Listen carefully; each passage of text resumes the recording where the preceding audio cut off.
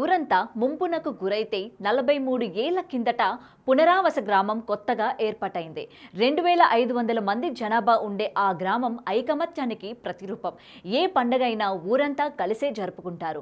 వినాయక చవితి వచ్చిందంటే చాలు 9 రోజులు ఊరంతా పండగ వాతావరణమే. గ్రామంలో ఒకే వినాయకుడి విగ్రహాన్ని ప్రతిష్ఠిస్తారు. ఊరంతా కలిసి పూజిస్తారు.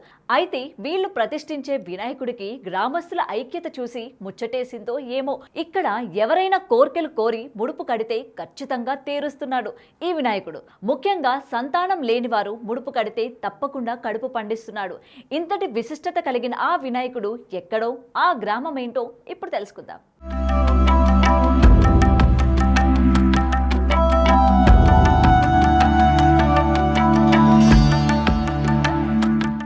నిర్మల్ జిల్లా లోకేశ్వరం మండలంలోని అబ్దుల్లాపూర్ గ్రామంలో 1982లో ఆవిర్భవించింది. ఈ గ్రామం అంతకుముందు ముంపునకు గురైతే పునరావాసంగా ఏర్పడింది. ఈ గ్రామంలో దాదాపు 2500 మంది జనాభా ఉంటారు. వినాయక చవితి వచ్చిందంటే చాలు ఊరంతా ఒకే మాటపై నిలుస్తారు. ఒకే వినాయకుడిని గ్రామాభివృద్ధి కమిటీ ఆధ్వర్యంలో ఏర్పాటు చేసుకొని ఒకే చోట పూజలు చేస్తారు. పర్యావరణానికి భంగం కలగకుండా కర్ర గణపతిని పూజిస్తారు.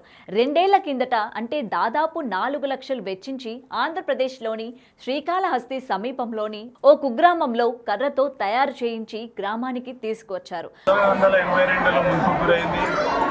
అప్పటి నుంచి మేము ఎస్ఆర్ఎస్లో ముంపు గురై ఇక్కడికి రావడం జరిగింది.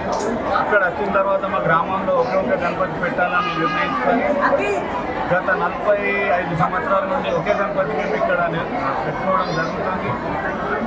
అందులో భాగంగా ఒక 20 సంవత్సరాల వరకు కొనిచ్చే వాళ్ళు ఉండడంతో మేము పోయిన సంవత్సరం ఒక నిర్ణయం తీసుకుని మా 20 మంది డబ్బులు ఎందుకు వేస్ట్ చేసి ఆ ట్రాన్స్ఫర్ ఆఫ్ ప్యారిస్ ఎందుకు వాడాలనుకొని మేము ఏమనుకున్నాం అంటే నిర్ణయించుకున్నాం గ్రామస్తులం అందరం. మనం అన్నీ చేసే బదులు ఒక కర్ర వినాయకుడిని పెట్టుకుంటే బాగుంటుంది.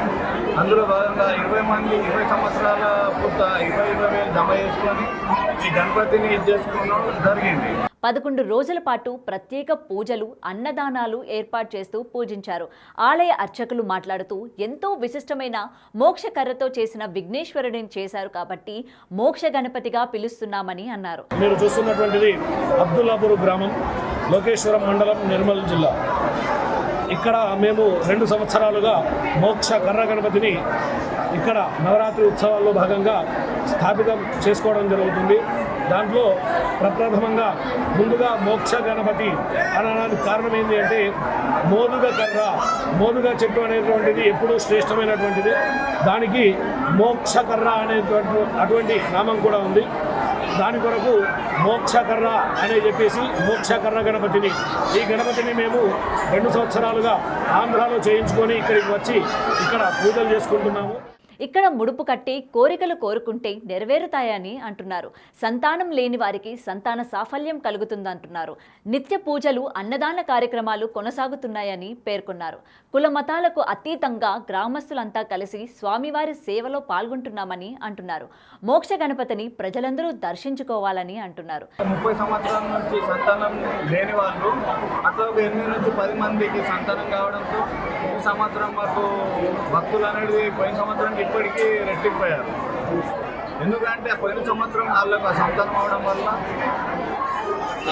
ముడుపులు కట్టడం వల్ల, కోరికలు తీరడం వలన ఈ సంవత్సరం మా వాళ్ళు అన్నదాత రూపంలో ముందుకు వచ్చి అన్నదానం చేయడం. దర్శనానికి వచ్చే భక్తులకు ఎటువంటి ఇబ్బందులు తలెత్తకుండా ఆలయ కమిటీ సభ్యులు అన్ని ఏర్పాట్లు చేశారు. సంతానం లేని వారికి సంతానం కలగడంతో వారే స్వయంగా అన్నదానం చేయడం ఇక్కడ ప్రత్యేకంగా చెప్పవచ్చు.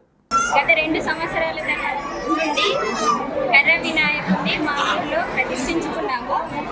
పోయిన సంవత్సరం కొంతమంది వచ్చారు. ఈ సంవత్సరం చాలా అందరికీ ముఖ్యం నెరవేరడం వల్ల ఇక్కడ ఇరువురు రాష్ట్రాల నుంచి చాలా మంది వస్తున్నారు, జిల్లాల నుంచి వస్తున్నారు.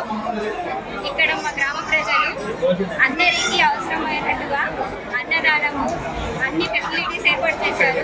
చుట్టుప్రక్కల గ్రామాల నుంచి భజన కార్యక్రమానికి కూడా చాలా మంది వస్తున్నారు. ఇక్కడ అందరికీ మొక్కులు నెరవేరడం వలన అందరికీ చాలా సంతోషంగా ఉంది.